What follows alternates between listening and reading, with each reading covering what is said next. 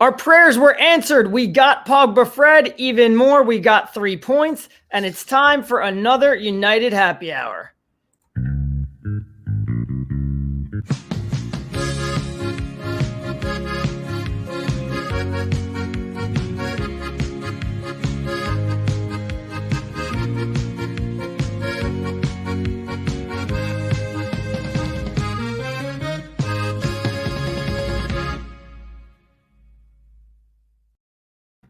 Yeah, hello and welcome back to the United Happy Hour.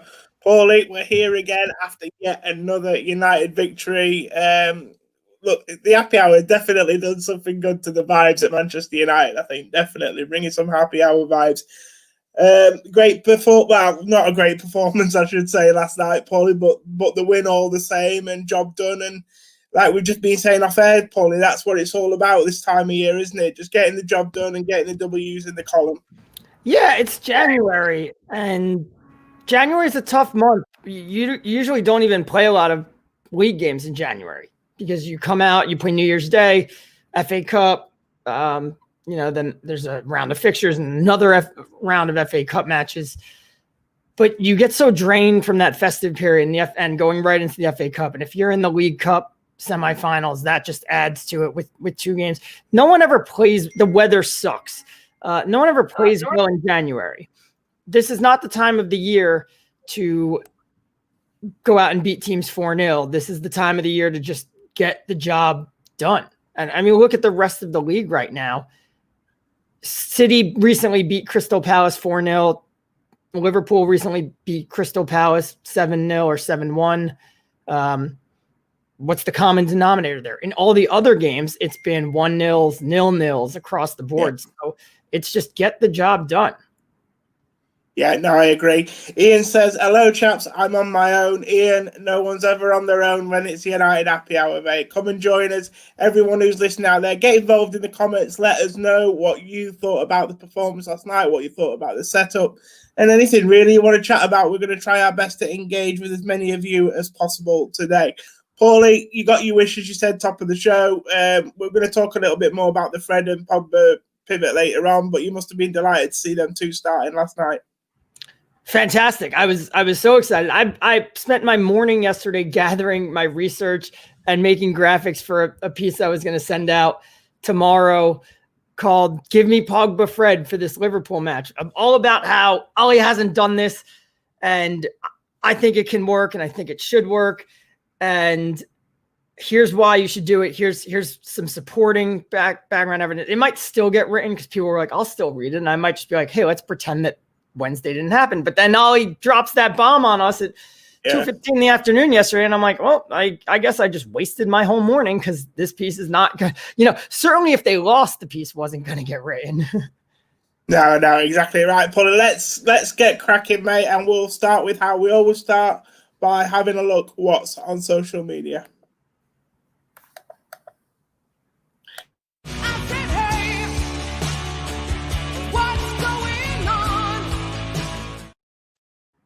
When I get that right, Pauly, I'll stand on top of the Empire State Building, and for people who know me, mate, that'd be quite an achievement. So anyway, I'll let you kick us off, Pauly. You've got what's on social media today for us. Yeah, so there wasn't much on. So I signed on this morning and I'm looking around, and it's people still reveling in yesterday's win. We're talking about the mentality of this team, and we could talk about how different the mentality of this team is. And I put out this tweet that just showed about the goals that Paul Pogba has scored this year. Edinson Cavani. Pogba's only scored 3 goals in the league. Cavani scored, I think, 4 or 5 or whatever it is, but equalizer against West Ham, winner against Burnley, winner against Fulham. For Cavani, the equalizer and the winner against Southampton, the equalizer against Fulham. He scored a winner against Everton in the League Cup. That other goal, his first goal, made it 3-1 against Everton. So all but one have been these big goals and these guys delivering. And as a follow-up, I put out this tweet that somehow, and not somehow, I'll be the first to say I worded this poorly, but I put out this tweet that said Rashford and Martial can and will score goals in bunches, but in the big moments, they are inconsistent. Rashford has hit his fair share of winners, of his late winners, but when United need a late equalizer, those two haven't brought it yet. This is what you buy the big players for. Yeah. You can't imagine how many people were getting right up into me being like, how could you say Rashford has never scored a winner? Oh, PSG, Wolves, this and that. First of all, it is right there in the tweet that I said Rashford has scored his fair share of winners. Oh, he set up the winner against Southampton. He set up the winner against Burnley. Yes, he did. That's not the point.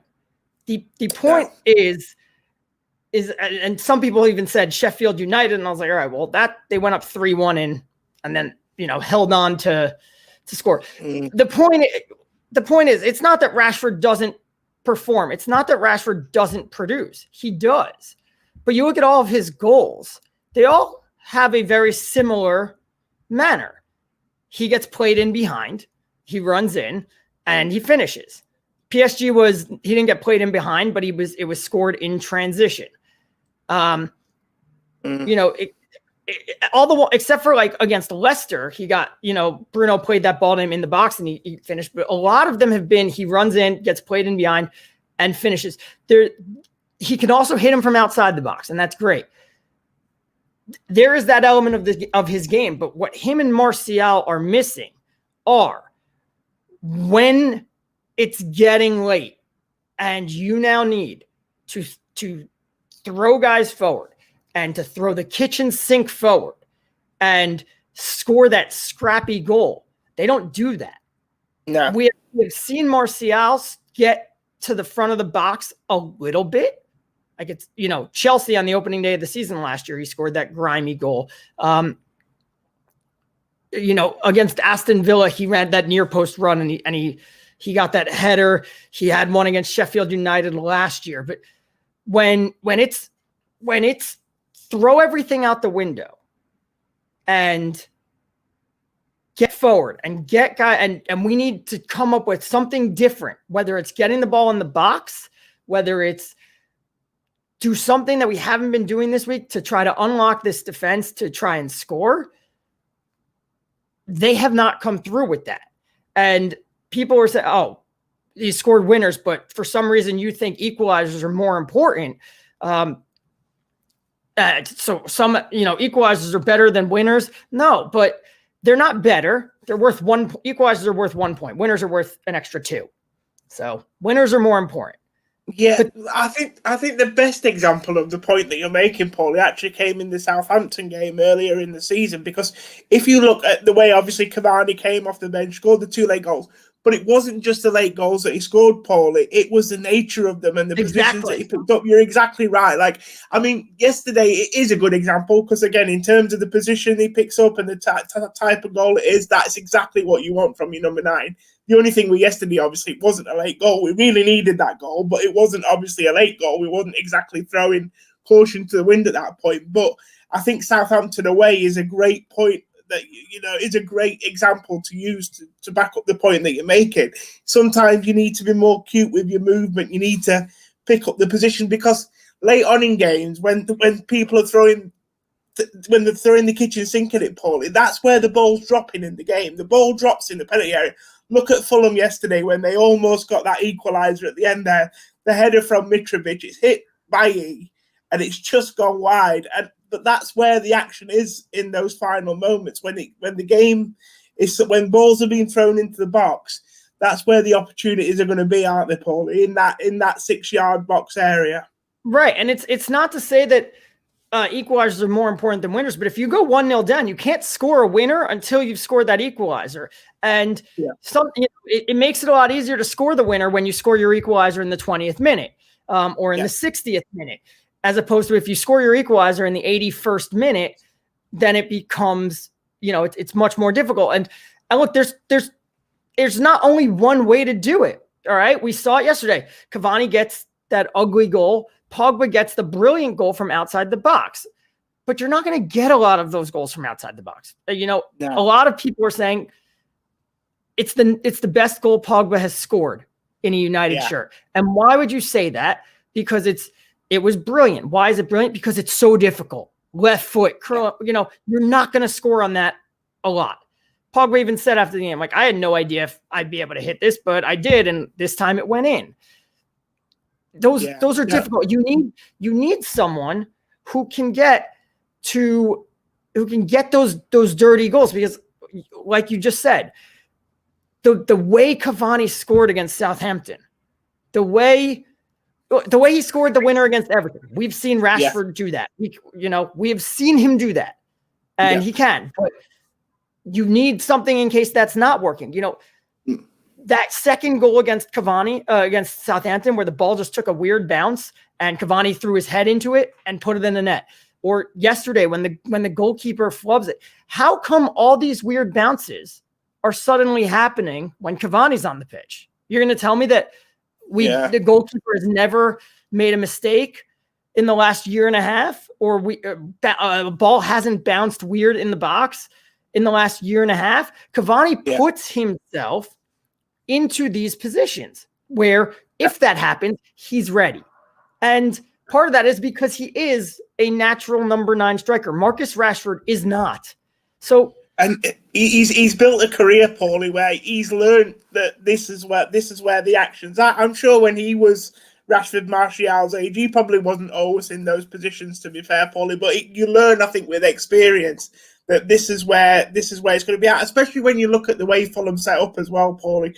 They were very deep yesterday. United had to get the ball wide to create space, to create opportunities. So crosses in the box, a wet, windy day at Fulham, the ball's going to be greasy, slippery. There's every chance that can happen. What happened? I mean, it looked a terrible mistake by the goalkeeper for the equaliser, Paulie, but the conditions were bad. And if there's any type of game where that's going to happen, it's going to be that kind of game. And fair play to Cavani. He'll have played in all sorts of conditions. He knows exactly what to expect from a game last night. He knows he's not fazed by that type of environment at all. And I think full credit to him for that.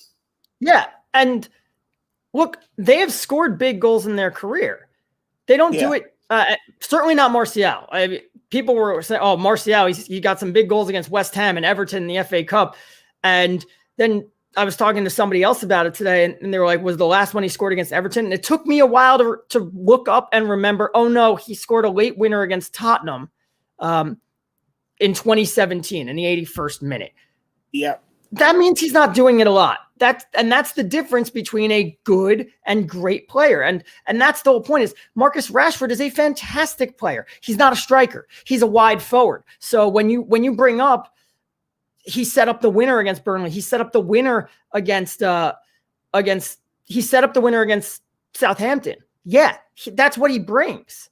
He brings that to the table. But if Marcus Rashford was in the box when that ball comes in against Southampton, do you think we win that game? I don't think so. So he's a player that adds different elements, and you certainly want him on the pitch. But this is why you got Cavani. And like I said, they score their goals in bunches, and they will. Martial just isn't doing it this year, which is weird. Paul, I just want to put this comment up from Aravind. Rashi does score a lot of goals when we're already leading. I would say that's a valuable quality, as well as if we do that a lot more, then we have less games where we're hanging on at the end. We were just talking about this. Aravind must have been listening to our conversation just before we come over air, Paulie, about the strikers that seem to score the third goal in a 4-0 or the fourth goal in a 4-0 or whatever. I always think, Paulie, even if you win a game comfortably like 4-0, there's still important goals to be scored. And in a nothing says that more than Sheffield United, where Rashford scored the third goal, and we ended up conceding late, and it got sticky, and we went up 3-1, but we ended up winning 3-2. They are important goals. There's no denying that. I'm not saying that Marcus Rashford isn't a good player. I am saying he's a great number 2 player. I don't think you're going to win a title with Marcus Rashford as your main goal scorer. And I don't think you're going to do it with Anthony Martial as your main goal scorer. And I think they are both fantastic players, and I love them both. People think I have an agenda against Rashford, and I don't get where that comes from. Probably because I said Jack Grealish would start on the left wing if he were on this team, which Marcus Rashford has more production from the right wing this year than he does from the left. So there's validity to that statement. But Marcus Rashford would still find himself in the team, and Jack Grealish would still, we'd find, like, it wouldn't be a Donny van de Beek situation. I don't think. Maybe it would be, but I do think, Pauly, if they were to make a change up front, Sancho, Grealish, wherever you want to look, I think at the moment the player most at risk is probably Anthony Martial, to be honest. Sure. I think, he's probably the eldest out of the, that trident of Rashford, Greenwood and Martial, who the club would ideally like to see as a future. If you look at that trident, Martial's probably the one that's had the most chances to prove himself in a number of different positions. We're still yet to see Greenwood where we think he will end up playing as a centre forward. How we get round to that is probably a talking point for another show. But yeah, I think Martial's the one at risk here if they do make a change. To go back to so the original point, Rashford and Martial will score goals, and they did last year. 17 for each of them. Rashford with aided by a couple of penalties early on, but he was playing in a team at times without Martial and without Pogba and without any sort of creativity. Made it difficult, but 17 goals apiece in the league for them. They'll score goals. They'll get you there, but they were clearly missing something. And, whenever you're pushing on for that late winner, when we get a set piece at when we get a late corner, do you think, oh man, we got Martial and Rashford getting in the box? No, you don't think that. You go, I hope Harry Maguire can actually put this one on target. You know why? Because Harry Maguire gets a lot of headers. He doesn't score them, but he gets his head on the end of them. Rashford and Martial never do. His heading frustrated me again last night. Right, Harry Maguire, he had a couple of headers that he should have done better with. You look at these games last year where, again, we had a great season. This was their first year where they were really the guys leading the attack. They scored 17 goals each. But Newcastle, down 1-0, pushing for an equalizer. We can't get one. Bournemouth, down 1-0, pushing for an equalizer. We can't get one. Sheffield, we did get one. Who scored the equalizer? Mason Greenwood, and that's really the only center forward goal he ever had, that grinding finish in front. It was Rashford that assisted it. But again, there's your creator, not your dead on, I am tunnel vision for the goal. Rashford then scored the winner, but then we conceded a late one. Aston Villa pushing on for a winner, couldn't get one. Everton pushing on for, we actually had to push on for an equalizer. Mason Greenwood got that one again. You go down the list, it's all Mason Greenwood. Daniel James against Crystal Palace.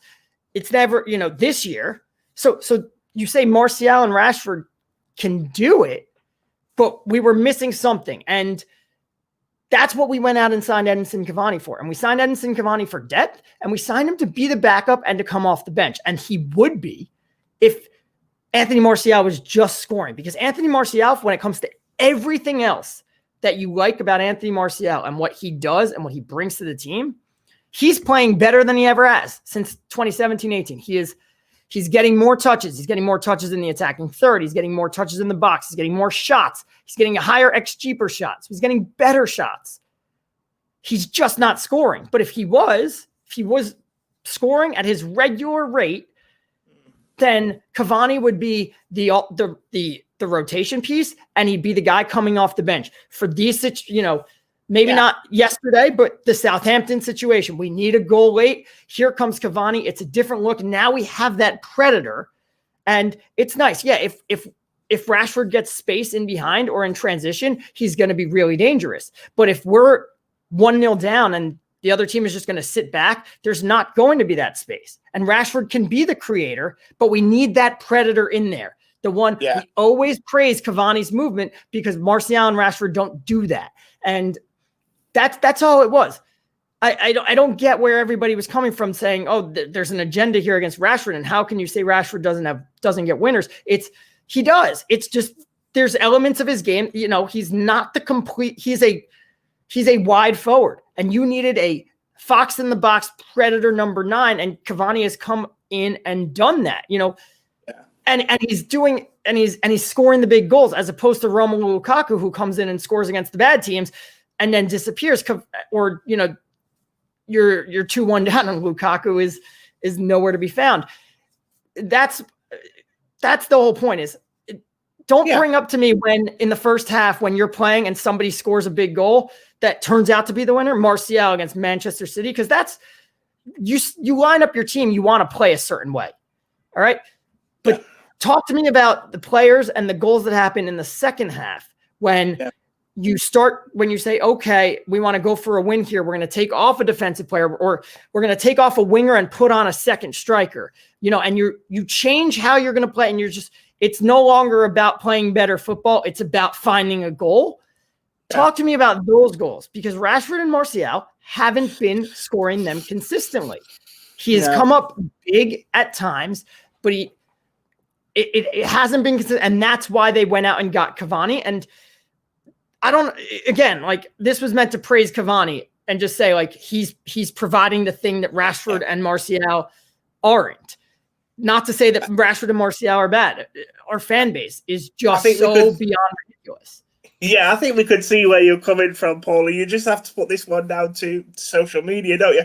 Although what I will say is I think people will probably jump over your tweets a lot more, to be honest now, Paulie, if they realise it's going to make good viewing like this on the happy hour. It's been an interesting first 20 minutes getting Paulie gassed. I'm sure a lot of people have enjoyed seeing it.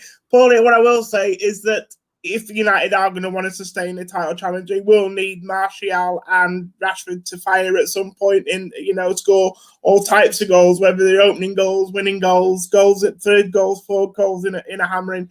I don't really mind. But what I will say to those people out there that think, Cavani's just a rotation piece at the moment, and that, Martial will be United's long-term number 9 and Cavani can't do it every week.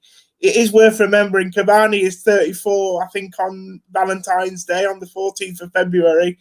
Jamie Vardy is the same age, and he plays for Leicester City every week. So there's no reason why Cavani cannot take that starting spot. And if Martial doesn't pick up, he will end up becoming the rotation player, I think, Paulie, because I think one thing we've seen with Solskjaer, he's not afraid to drop anybody if he doesn't think they're performing, is he? Except for Bruno Fernandes, who. Oh yeah. But even I'm Bruno, not going to say he's not performing, but he is definitely tired. I'll say, yesterday for 19 minutes, and I haven't watched the whole game back yet, but I've watched about the first half hour, and even on second watch for 19 minutes, Bruno Fernandes was not participating in this match, and then a switch must have flicked in his head.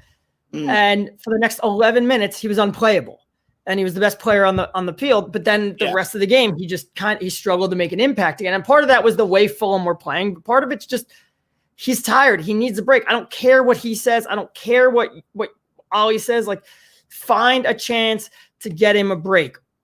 Well, do you think he's that good, Paulie, that he's actually doing that in games at the moment? Is he actually just switching on and off?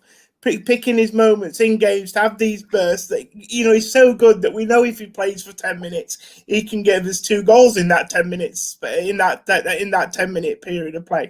I mean, do you think there's an element of that going on at the moment? It works if he gives us 2 goals.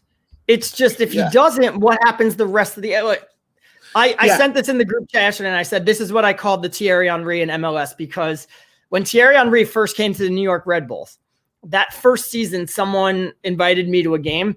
So I went to a match, and Henry just drifted around like, what am I doing here? I'm way better than all of you. And at one point, the ball came to him on the edge of the box, and the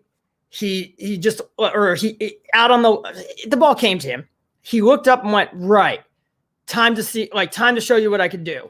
And he looked up, was driven towards goal, dribbled, made a move around the player, made another move.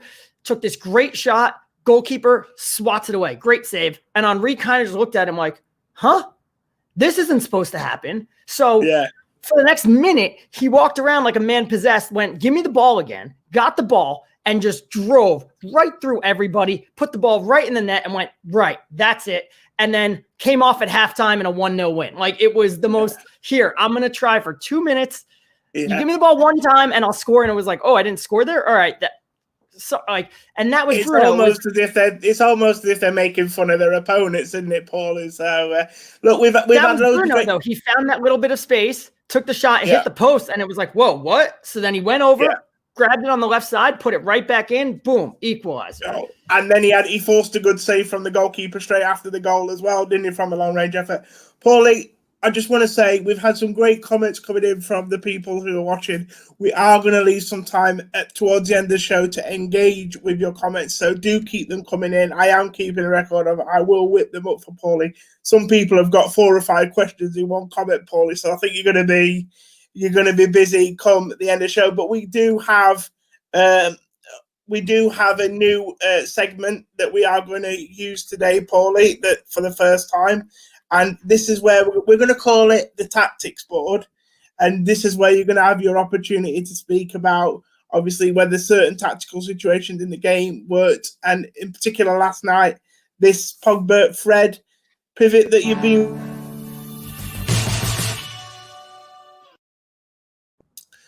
Okay, I think I got cut out halfway through that. Pauly, what I will say is this is the point where we're going to talk about the Pogba-Fred pivot. So let's start there because there's no better place to start. We've had plenty of questions coming in from the comments as well about what did you think about the pivot? Did you think it worked? So let's start with that first of all, Paulie. First and foremost, I think I asked you this in a message last night. Win aside, were you happy with the pivot and the performance, and did it work? They won. So yeah, they didn't light the world on fire, but United haven't lit the world on fire at all really under anybody this year. They have had one game where they blew a team out. What was really important to me was it looked like the Fred and the Pogba and Matic combo. And that's really the most important part. You know, we saw it pretty early on. Fred, when Pogba plays with Matic drops into the defense, forms that back 3, gives Pogba a lot of space in the middle, really lets him control. We saw Fred do that pretty early on, and we saw him do it throughout. Early on, I thought this is reminding me of the Sheffield match, which was a Pogba-Matic match where we conceded an early goal off of a bad mistake that we only have ourselves to blame. It took 10 minutes for everybody to settle into the game. And within around the 15, 20-minute mark, I said, all right, we're back in this game. We're probably going to score an equalizer, and we'll probably win this game. And that's what happened. So Fred was out there doing Matic things. And the question has always been, why won't Ole play Fred with Pogba? Why will he only play him with Matic or McTominay? Does this comment sort of lead into that, Paulie? What did you think of Fred yesterday? I thought he really struggled with Fulham's physicality, especially the lack of recovery pace. Do you think this is a lot of the reason why he doesn't play Fred with Pogba? That's why I brought that up there. Yeah, I think the lack of physicality is why he's been afraid to do it, because it all goes back to those games last year against Sheffield United and against Aston Villa, where he had to play Fred and Pereira, and they were bullied off the ball like crazy, and United couldn't hold possession. And it was bad. Yeah. But Pogba is not Andreas Pereira. So, you know, the reason he plays McTominay next to him is McTominay or Matic is they could protect him physically. Even though Fred is a scrappy guy, he's just a smaller guy. Pogba is a big guy too, and he could protect you physically also. And this is what I've been saying is will Fred allow Pogba to get forward? Or maybe you just tell Pogba, play a little bit more reserved? And he was, but Fred was doing the Matic things. And I didn't think the physicality was an issue last night. And where Matic has a lack of pace, and he makes up for that by taking the right angle to the ball. And, you know, he instead of running towards you, he runs to where you're going. Fred maybe doesn't have the brain for that, or not the brain capacity for that, but Fred doesn't have the IQ that Matic has, but he has the pace. So like where Matic works smarter, not harder, Fred works harder. And he does that. He recovers very well. And we saw a lot, Fred dropping into that back 3. And then when United crossed the halfway line, then he would push up and join the midfield and leave Maguire and Bailly themselves, because you have Bailly's pace, but also he would be able to get back and cover. His positioning, I thought, was really good, and it really helped that McTominay, whether he plays with Pogba or whether he plays with Fred, he stays in line. They're always, you know, it's always like a straight line with them. He stays very level with you. And the fact that Fred and Pogba were moving up and down was great, because it creates better angles. It opens them both up. But the funny thing is everybody's concerned is, oh, Fred, if you can't play Fred with Pogba because Pogba's going to leave him exposed too much, and he's going to. Fred had more touches in the attacking third. He had more touches in the penalty box than Pogba. Pogba had 20 more touches than Fred. And you felt that Pogba only sort of started getting a bit more adventurous in that second half, Pauly, when we needed a goal. After half time was a bit of a watershed moment where I think Pogba thought he's got to take the game by the scruff of the neck here and do what he did, obviously. Right, but this comment from Aditya seemed like Pogba was quarterbacking the team for a small period as well as drifting between the center backs. Yeah. Yes, he was playing as this deep-lying playmaker, and he had Fred next to him doing all the running and all the being a general nuisance. And guess what? This is what he does for France. And the question is this the best Paul Pogba? Are you going to get the best out of him? And the answer is probably not. This is, the best Paul Pogba is probably playing on the left of a three, having the freedom to run into the box, not having as much defensive responsibility. That's the best Pogba. But it's about doing a job for the team, isn't it, exactly. Paul? Are you getting the best Fabinho when you play him at centre-back for Liverpool? No, you're not. But it's about doing a job for the team when you need it, isn't it? Right. And let's take that and expand, because the other thing that he did last night, not Paul Pogba, but Ole Gunnar Solskjaer, was he played that front three of Cavani, Martial, Greenwood, which I think is the first time he's played them since West Ham. And I was skeptical of it because these are three guys. Cavani's the striker. Martial is a left forward, and Mason Greenwood's a forward. They like to get to the middle, and this is what happened against West Ham. They're all on top of each other. There's, you can't do anything. And when that happens, when you add in Fulham's players, when you add Fulham's guys and playing with that back three and everything, if your forwards get into the middle, your wing backs just pick up your fullbacks who are providing the width. But the three center backs can pick up your three forwards now. And now your two midfielders are sitting on Bruno Fernandes, and you're outnumbered there. There's 5 defenders for four players. So basically what happened yesterday is United played, but look at how much they kept their width much better. Martial's wide, Greenwood's wide, especially in the second half. They really kept their width. And what happens when you do that, I'm waiting for a graphic to load. I'm sorry. When you keep your width like that, look at all that space that's now open in the middle for Bruno Fernandes and for Paul Pogba. It allows those players to have all the space to create. And when you add in the Fulham players here, their wing backs come back on the fullback. But now their center backs, if the wing back is occupying the fullback and you still have an extra man out wide because of the overlap, your center back has to come out there. And that happens on both sides. Now your midfielders have to drop in as center backs. So there's still a lot. There's still a lot of players there, and there's not a lot of room for Pogba and Bruno to do what they want to do and to really be effective. I mean, Bruno was the whole thing about him in the first half where he got those 2 shots within 3 minutes, because that's the only time he found space. It's difficult, but you look at that, all those players are deep, so you don't have to worry as much about Fulham coming back the other way at you. And it wasn't until they switched to a back four in the last 7-8 minutes that they all of a sudden started to look dangerous again.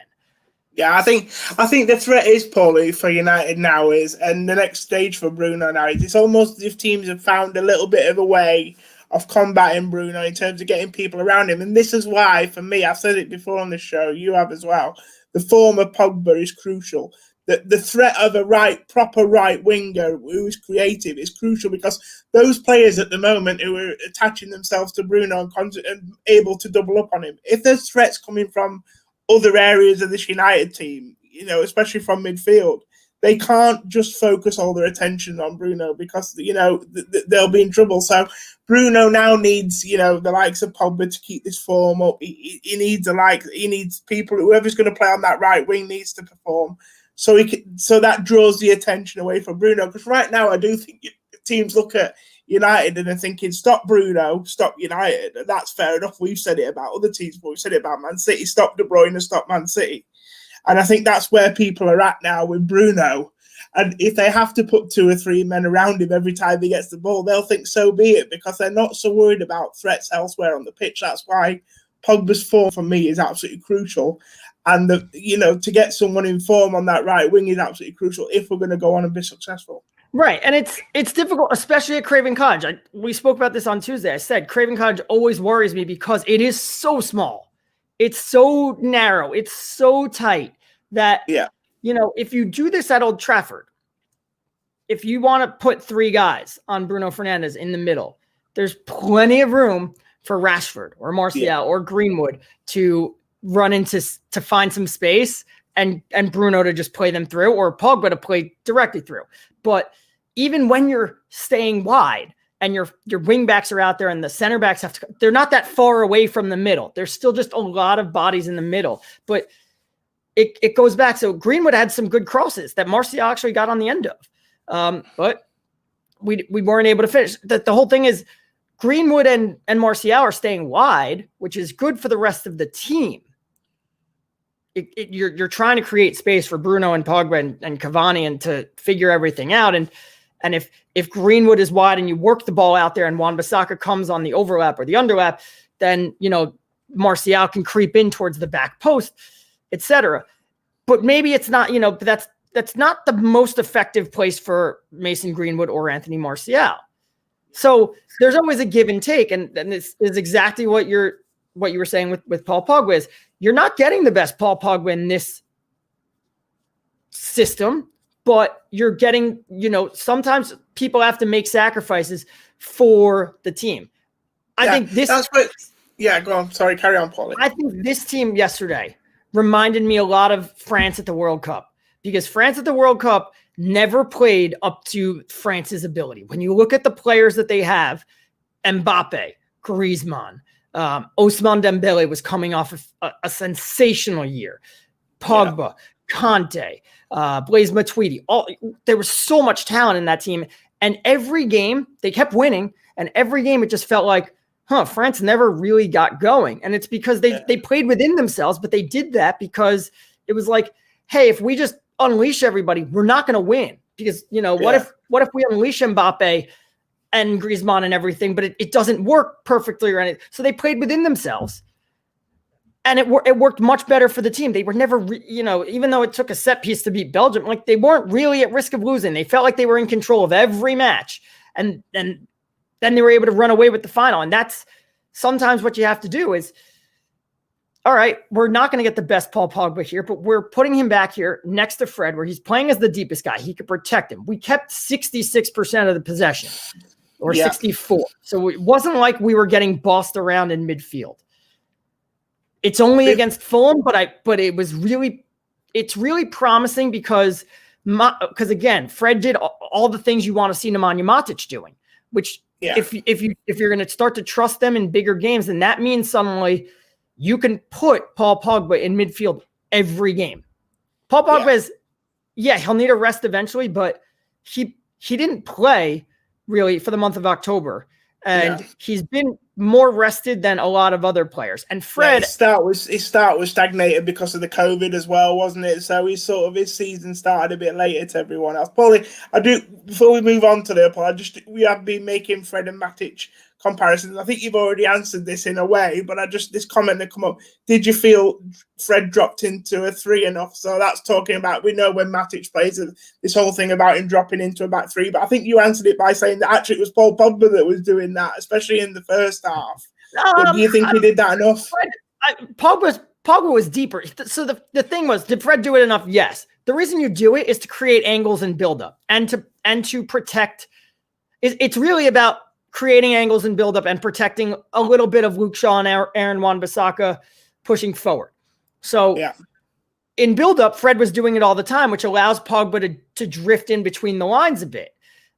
So he could receive and then go to the next person. And also so that Luke Shaw can now push up and Wan-Bissaka can push up, and you have like a 3-3, so the fullbacks can go higher. Once United got possession, Matic typically, once United pushed all the way up and got possession, Matic would typically stay in that 3, maybe take a step forward or two. And that's a lack of pace.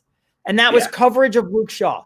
Fred would come up and join Pogba because if Shaw got beat, Fred could cover from there. Yeah. So, is he dropping into the back 3 enough? Of course, because you only need to drop into the back 3 to push the ball forward. Once it's forward, he was pushing up very nicely to create an added element, because sometimes at the end of last season when we played like this all the time, next to Pogba would either be Bruno, which means you're taking him further away from the box, which was fine because it was working, because Martial, Rashford were firing away, and Greenwood, or it would be Luke Shaw coming into midfield. But if you could do Fred and Pogba and have Luke Shaw and Wan-Bissaka pushing all the way up and have your inside forwards there, you're going to be really dangerous and Fred's got the recovery pace to do this. And that's the good news, because again, you want to be able to keep Paul Pogba in the game, or in the middle of the field where he can be the most effective. Like we were saying, when you have to play him on the left wing, you're just not getting the most out of him. Yeah, and I know what and if you need Matic to play with him in the mid, in order for him to play in the middle, Matic can only play how many games before, So if Fred and Pogba can become an actual partnership, suddenly you could say, Fred, Pogba, I'm going to play you today. I'm going to play you again on Sunday, because Fred played like 30 games in a row last year and never looked tired. No. Yeah, he's got a great engine, hasn't he, Pauly? Pauly, let's move. I want to move on because obviously I'm aware of time, and also we want to engage with some comments there. But before we do, I just want to ask you, I want to look forward to Liverpool quickly at the weekend. Now, forget what your personal feelings are, because I know you have a bias, and try and think about the whole Ole Gunnar Solskjaer psyche. We know how he trusts certain players, certain combinations. Do you think he saw enough in that combination that we played last night, and to risk it against Liverpool, should we say? Would it be a gamble to play that pivot? And also, while you're answering that, do you expect him to be a little bit more adventurous in this FA Cup game this weekend and try something different against Liverpool, considering that it might be good preparation for the league game that we have against them, obviously, later on in the season? All right, well, let's throw that point out. I'm gonna throw everything. There's no preparation. We're playing them in April. There's no preparation in January. But he's got but what I'm saying is he could try a system that he might fall upon and it might work. I just, and maybe you look back on it, but also you don't want to, if it works, you don't want to look back on it and be like, let's do that again, because Jurgen Klopp will look back on it and be like, how to stop this. But, form's going to change, injuries, etc. So let's throw that. We get that in America all the time. Like, the Chiefs will play the Packers in week 4 and they'll be like, this could be a Super Bowl preview. And it's like, all right, we're not even close to being there. Any game could be a Super Bowl preview. I don't know, because I thought Fred and Pogba played fantastically together against Copenhagen and against Sevilla last year. And our attack was buzzing from it. And he never went with them afterwards. I thought that they showed a lot against, in the very limited time that they played together in other times. And I've thought other players have other combinations have not looked good, and then he'll throw them right back out. And I've thought other players have looked great and they don't see the light of day again. This so I don't mean about getting into the Solskjaer psyche. This is why I wanted you to answer. So I don't know. To me, I did. But like you said, this is what I wanted to see. I've been asking for this for weeks. So undoubtedly, anybody who wants something the way I did, undoubtedly when I watched that game, everything that they did that was good, I'm going to remember. And everything that they did that was poor, I'm going to be like, I'll make an excuse for it. Can't work every time, can it now? But and just quickly on Liverpool, Pauly, do you expect to see some rotation? I mean, obviously... Or did we see the rotation against Fulham, in fact? And actually, did he rest people like Rashford because he really wants to go at Liverpool on Sunday. I mean, he did make 3 changes. So actually, was he rotating yesterday with the FA Cup game firm in his mind, or do you think there's more rotations come? Both. I think this was just smart rotation. Like I think too often people think like, oh, when you talk about rotation, we're making 7-8 changes. And in reality, it's make 3 changes here and then, 3 there. That's what Ferguson used to do, because he essentially is saying the game against Liverpool is important. The game against Fulham is important. This is a league game. We need to win this game.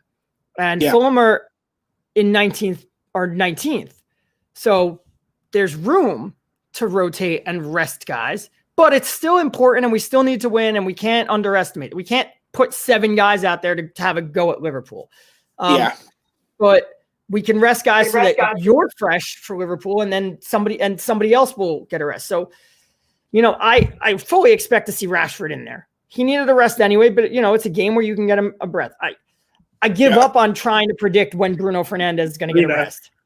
I would have not played him against Everton in the League Cup. I would have not played him yesterday. I said it on the show on Tuesday. I would have not played him yesterday.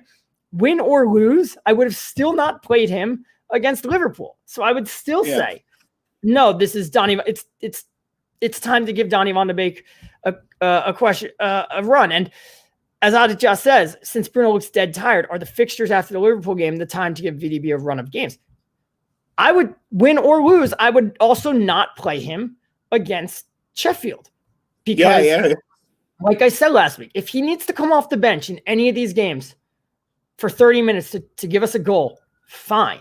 But playing 30 minutes against Liverpool and playing 30 minutes against Sheffield is better than playing 0 minutes against Liverpool and 90 minutes against Sheffield. So I'll be honest with you, Paul. If I was the manager, I'd have been saying to, and we weren't in a lockdown as well, because we have to consider that, of course. I'd have been saying to Bruno after the game yesterday, we're going to drop you off at the airport now. I want you to go and have a week away. So basically, you're not available for Liverpool, you're not available for Sheffield, and then come back to training on Thursday. It's not necessarily a holiday, but he could go back home or something like that. Well, there's so many quarantine for now. Say again? There's so many quarantine things to deal with that it makes it hard. You can't do that. But what I'm saying is, I think it'd be good for him. He just needs to recharge, I think, a little bit. And there's a little gap in the calendar here where we can do it, I think. I prefer to have him on the bench in a break in case of emergency situation. So not, not the away same way from that I said, against Leipzig, it was 1-0, and Leipzig were not going to score if we played 120 minutes. But he brought Bruno on, and we blew them away, and that was a good move, and that was fine. It was October. Now it's January. If you're in that situation again, don't do it. From Amsterdam, I want Dan James to play more, at least as a sub. I actually want Dan James to play against Liverpool, and I agree with that. Yesterday, I thought was a great, I don't know if he was on the bench, but I thought it was a great game to bring on Dan James. We kind of needed to shore up defensively. Why not bring on Dan James? Instead, it was we'll bring on Marcus Rashford, which is we want to be able to hit them on the other side, but whatever. Look, it's been 7 long years from Amsterdam again. I don't see the FA Cup as important. It's been almost 5 years since we won a trophy, so it's important. Yeah. We're a club that brags about winning trophies. It would be nice to win something. And like I've said this to plenty of people. How can people do not sign for Manchester United and say, I came here to win the Premier League. They don't, they say, I came here to win trophies and play in the Champions League. So you can, if you're going to a player and saying, we want you to sign for Manchester United, we think you're going to be an integral part of the team. How can you do that if they're going to be but then when trophies are around, you don't play me. You're not going to play me. These players, they grew up watching the Cups. They love the Cups. They want to play in the Cups. Yeah. So I think we're going to see some rotation. I just do the same thing I suggested last week. Play a diamond. I think maybe that Matic didn't play today in a game that everybody expected because it's Fulham and they're going to sit deep, and this will allow Pogba to get forward. You managed to get Fred to do that. So maybe now play a diamond. Play Pogba, Matic, Fred. Put Van de Beek at the top, and up top you put Rashford and either Cavani or Martial, and attack them in those spaces. Because I would like to see us go. Yeah. You also know that Liverpool are going to rotate. Jurgen Klopp always rotates in the domestic cups. So I would expect Divock Origi to play. I would expect Oxlade-Chamberlain to play. I guess Joel Matip is going to be back, but maybe he puts one of the, or maybe he goes with Fabinho and puts one of the younger kids out there. Because this is a great game to give one of the younger kids a chance. Liverpool versus Manchester United. Get a taste of it, with less on the line than in the league. We might get some clues to his selection with the team he puts out tonight, because don't forget Liverpool play tonight, Paulie. So, if Matip plays tonight, it's very hard to see after an injury that he'll play again Sunday, if you know what I mean. Yeah, and don't forget about this. So where are Liverpool on the table right now? 5th? Yeah, I think so. Yeah, because they've got Burnley, who that's no easy task considering that they haven't scored a goal in 3 games. No. Then they're playing us on Sunday. And then on Thursday, they got Tottenham. And then the following Sunday is a trip to West Ham. Those are not easy games. So you've got to think that there's going to be some rotation from Klopp's side. So it is an opportunity for Ole to try different things. Look, the other thing that people always say is, play the kids and do, Ole is always, you can't just go, hey, we're going to rotate and we're going to play the kids, because you got to keep your reserves. You got to get them game time too. So like a Dan James, maybe if you don't want to go to the diamond, I would play Pogba in midfield with either Matic or Fred, put Dan James on the right wing so that you can, because he can come back and do the defensive work that you asked Pogba to do last week. And then then you have Pogba in the middle and Dan James can be sprung on counters. I expect Lindelof to come back into the team. Alex Telles probably plays in this game. So, you're not going to – maybe you get a look at Amad Diallo. Maybe he makes the bench, but I would doubt it. I think earlier this week, Solskjaer said Diallo could make his debut within a month. And he said that with just under a month to the Europa League match is just under a month away. So I'm going to read between the lines on that one. That's fair enough, mate. Right. Paulie, we've got a few minutes left. I do just want to get to some comments that we haven't really had a chance to put up or answer. This one came in early. I don't want to answer all. There's a 5-point comment this. We've already talked about the issue on the right side. We've talked about Harry Maguire's heading. But the first 2 things here, AWB needs some competition, and is Bailly the answer at centre-back. Paulie, we've seen Wan-Bissaka have a couple of, I wouldn't say bad games, but he has sort of bad spells in games. Like I thought the first quarter of an hour, 20 minutes yesterday, he kind of struggled a little bit, along with the team, along with that back line as a whole, not just him. And also with Bailly yesterday, I think we saw a little bit of his flaws as well. So, look, I think it's a dangerous position we're in now, because we have a situation where Lindelof's playing well, Bailly's playing well. And I don't really want us to be rotating those too much, because I like my back line to be quite settled, but that's just my opinion. But I do think he will look at certain opposition and think, if he was to play a low block, then Lindelof's better, like he did at Anfield, like he probably will at Old Trafford, like he said at the weekend. But do you think that, for as good as Bailly's been, Paulie, do you think he is good enough to be our centre-back on a regular basis and lead us towards title? Yes. With Eric Bailly, it's always been a matter of staying fit. Yeah, he could be. Did his positioning not worry you a little bit last night though, and the way he sort of switched off when Maguire got dragged left? Everything about him worried me last night. He did not have a good game. He was not good. But let's look at the recent sample. What game did he play in before? Burnley, and all those he played 4 games in a row before that, and he was great. So who out there is perfect every game? You're allowed to have a bad game. And luckily his bad game didn't hurt us. So if he goes out there again and does it again, then it's like, all right, maybe we got to look at something. And then if he does it a third time, then it's like, all right, that's enough. Yeah. We're going to go to Lindelof. But if he goes back out there and he plays like he did the last game or the game before that, then you chalk it up to having a bad game. Everybody's going to have a bad game. Harry Maguire has bad games. Victor Lindelof has bad games. That's why everybody hates them, because they only remember the bad games. Wan-Bissaka had a bad. Actually, I thought Wan-Bissaka was pretty good last night, especially going forward. Yeah, I think after the first, like I say, the opening stanza of the game, when, like I say, I can't give him all the blame, to be fair, because I thought the back line as a whole had a shaky start. But on Wan-Bissaka quickly, just to follow up that comment, Paulie, do you think the next step of his development would be helped by having someone coming behind him? I think that's the reason why Luke Shaw's playing really well at the moment. We've obviously seen Tellers come in, a little bit of a threat to his starting position at left back. Do you think that could have a similar effect if we bought someone there? Development, or whether it's development or not, if he's in the peak of his career, like Luke Shaw's 25, he's not young anymore. He's not really developing. Development or not, you bring in competition because it keeps you from leveling off.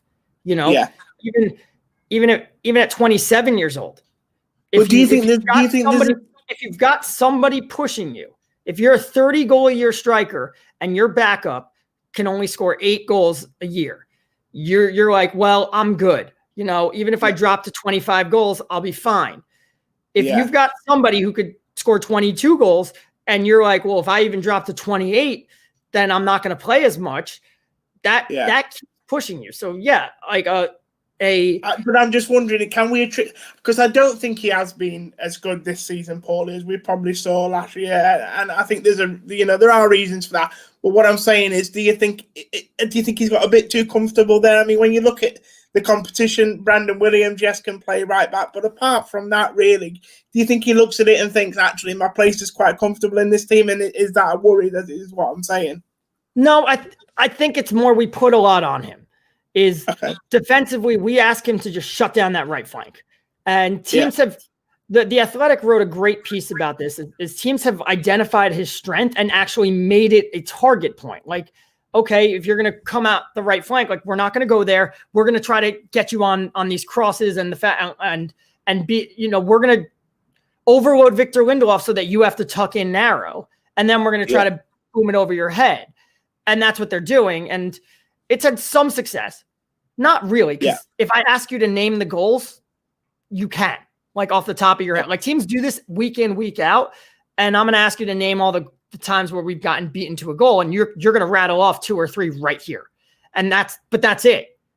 Within every game this year, there's been 2 or 3 that have ended up in the net. That's fine. Defensively, last year we had Daniel James playing in front of him, which helped him out a lot because Dan James gets back and tracks back. Now this year we have who's who out there, and sometimes they pick up their man and sometimes they don't, which leaves Wan-Bissaka with 2 men to pick up, and he's got to make a decision. So we're asking him to do a lot. A lot of games we don't ask him to push up and get forward, and people get annoyed that he doesn't get forward enough, but it's under instruction not to. So he still has a ways to go in his development, but I don't think it's really. And the signs are good, aren't they, Paulie? The signs are bright. Ole said in his press conference yesterday, don't forget, he's not even been a fullback for that long either, Paulie. I mean, I think the year before he broke into Palace's team, and even when he first broke into the Palace team, he was a winger, Paulie. So, he's only been a fullback for probably 2 full seasons. Yeah, but like the winger thing, you should have a better first touch. His first touch is an adventure. Yesterday he took a heavy first touch, but he actually made it into a cool move and got around the Fulham player for it. But it's an adventure. Now, there's always going to be people out there who are going to say Diogo Dalot. Diogo Dalot is terrible. There's a reason that Ollie won't give him a look in. There's a reason that he wouldn't give him a look. The thing you have to remember about Diogo Dalot is we all loved him that first season. He wasn't that good. He just was way better than Ashley Young and Antonio Valencia. And it became a bit of a fan favorite as well, didn't he? It was the first time we saw a right back that it was the first time in like 5 years that we had seen a right back that could get forward. But he wasn't that good. And defensively, he's terrible. He can't defend at all. And as a forward option, he's not good enough to actually be a legitimate winger. So, there's a reason that Ollie was, didn't play him last year. There's a reason that Ollie turned to Timothy Fosu-Mensah before he went to Diogo Dalot, and there's a reason that he tried to get rid of him this summer. let's sign off on this. Ian, must say your internet has played well tonight, Pauly. Big improvement from Tuesday. 8 out of 10 player rating. I'll take it. It has been great. Great improvement. I did reset my router today, and that must have done some work. But if that's the big takeaway here, of all the knowledge I tried to share, the big takeaway today is your internet was great. Pauly, you might want to finish with that, but I want to finish with this, and I'm going to have my way. I just want to say here, we had a comment from Lokesh, who, look, he watches this show religiously, so I've got to put this up. Hey, guys, missed this today. Was busy with my birthday. It's on my 21st. So happy birthday, Lokesh. Happy birthday, Lokesh. I do want to put that up there. You are a loyal listener, mate, and you're always here in the comments, and you've always got great things to say, not just on this show, but all the shows that we do. So I hope you're having a great birthday. I'm not quite sure what the time is with you. It might be at the end now. It might be just starting. I'm not sure, but hope you're having a great day, mate. And have a drink on us at the United Happy Hour. But that's all we got time for today, Pauly. We will be back on Tuesday for another United Happy Hour. Let's see what this weekend brings. I'm actually looking forward to this weekend. I don't feel the pressure too much of this match. I'm looking forward to seeing what Ole does with the team. I feel like it's a bit of a free hit, so let's see how it goes. But like I say, until then, guys, we will see you on Tuesday for the next Happy United